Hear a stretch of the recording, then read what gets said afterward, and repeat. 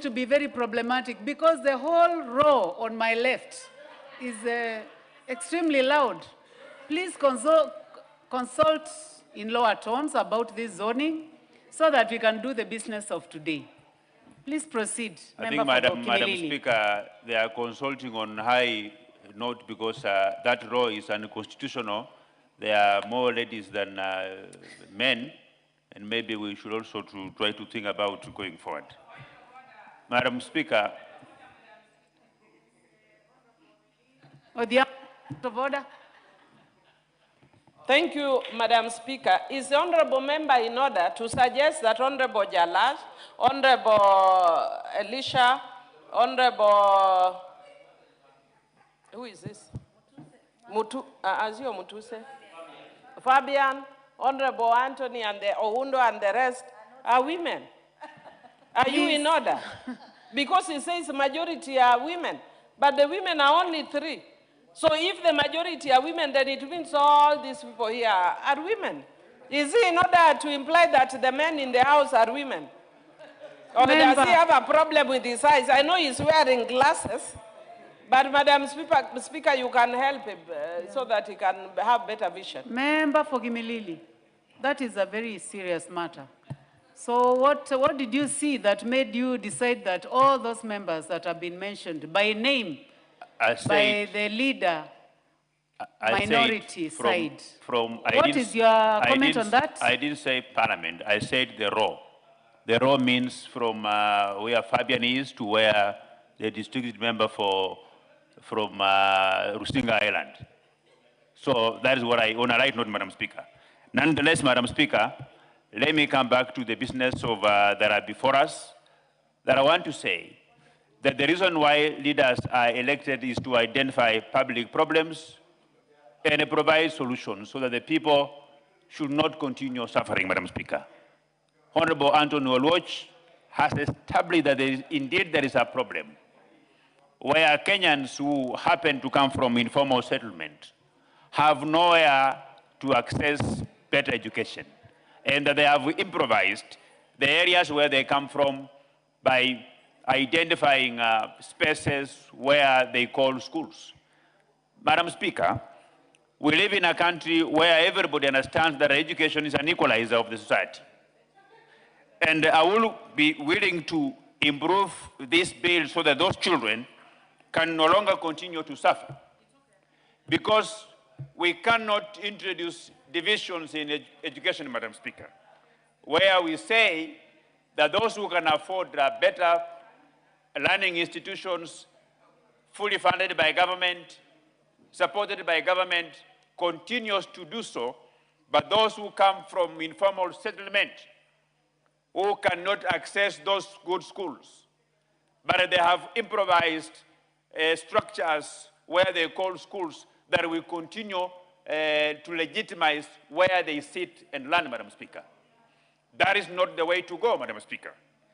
The same way this country has evolved.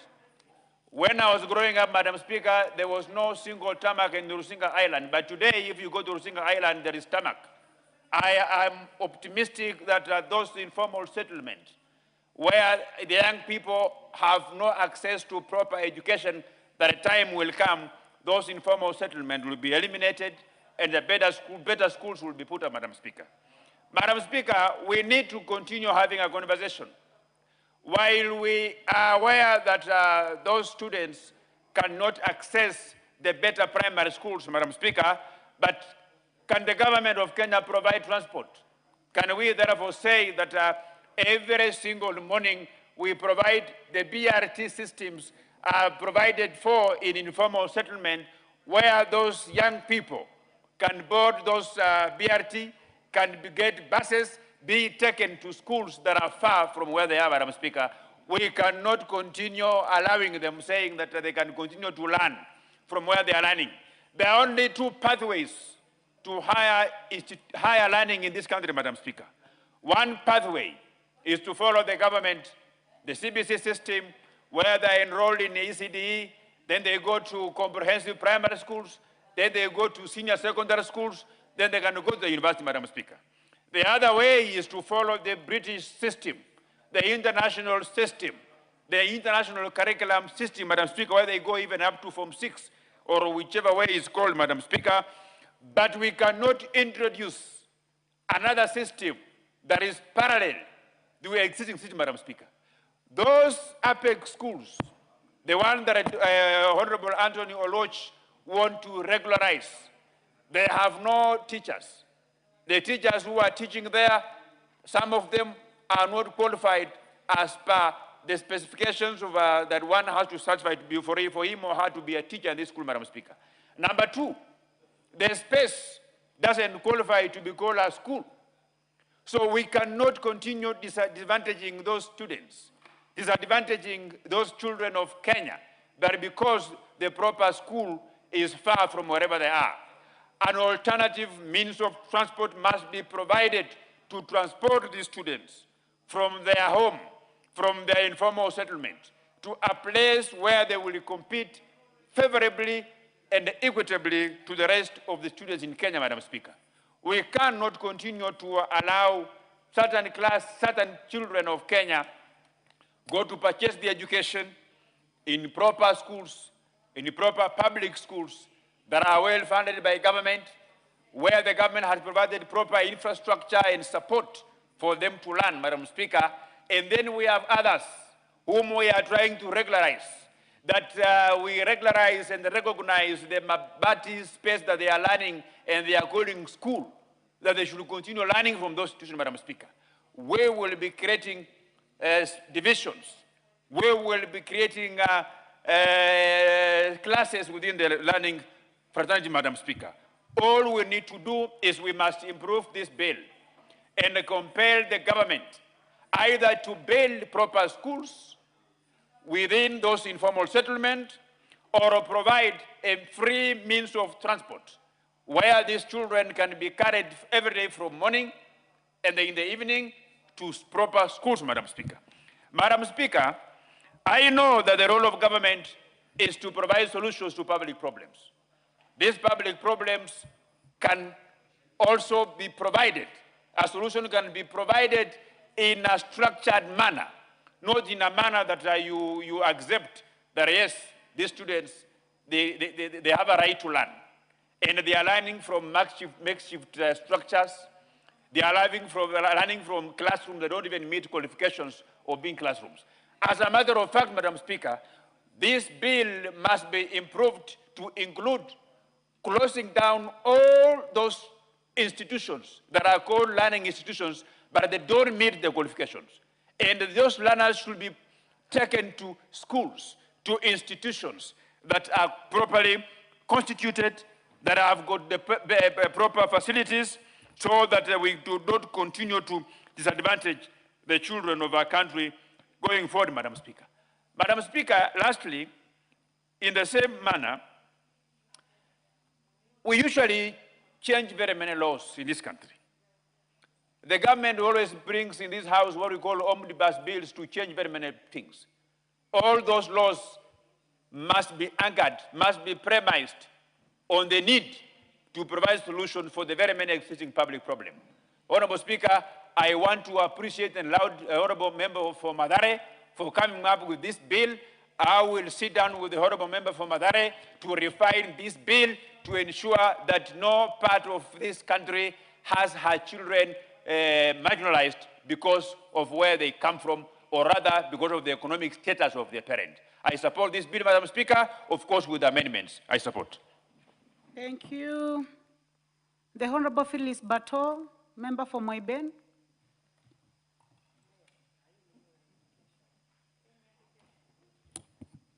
Thank you, Madam Speaker. I also want to take this opportunity to make my contribution and to thank the Member of Parliament for bringing, Honorable Anthony Oloch, for bringing this amendment to the floor of the House.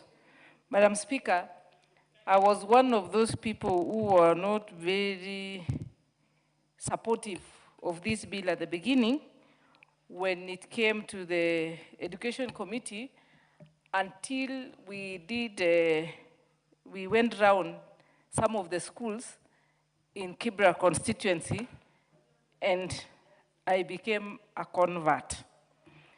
Madam Speaker, education, basic education is very important to every child.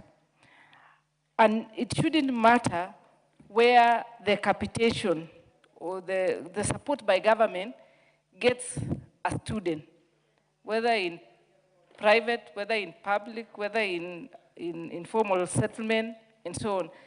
The most important thing is the value for this money to that particular student. Is it going to transform the life of that student to get better education? That should be the question. So it doesn't matter where you are, where you are schooling, but the most important thing is that is this education which is inculcated in you making meaning? Is it improving your life? Is it transforming your life? And so on. So I support this bill. However, it shouldn't be that government is going to start supporting private enterprises that I decide today as Mheshimiwa Barto, go to a slum, identify a niche, and I decide this is where I want to put up a school so that I can benefit from government money.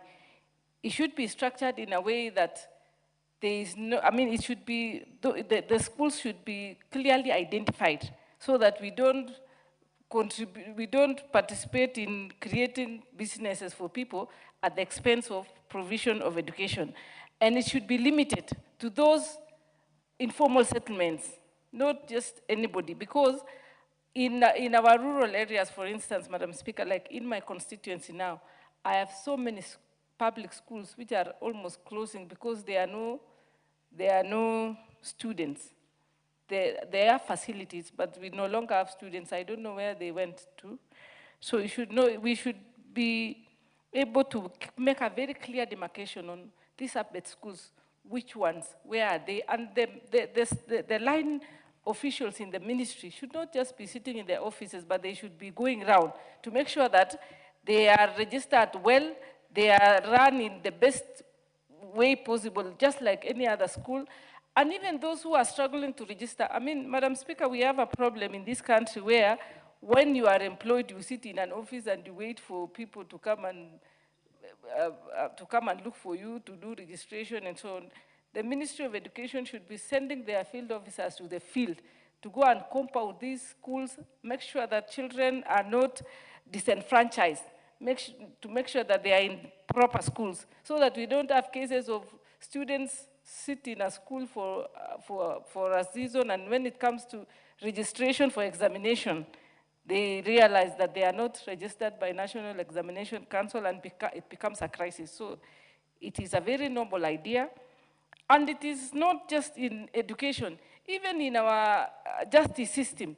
Nowadays, we have alternative dispute resolution mechanisms. The judiciary is really encouraging, and it is training people on that field. That is an indication that it is not just enough to always do the recognized way, the formal way. We should also fast-track our education by looking at other alternative ways of provision of education, so long as the end justifies the means, so long as the end, we make sure that our children get education, just like judiciary, so long as the end, somebody gets proper justice. And I think this is a very good idea.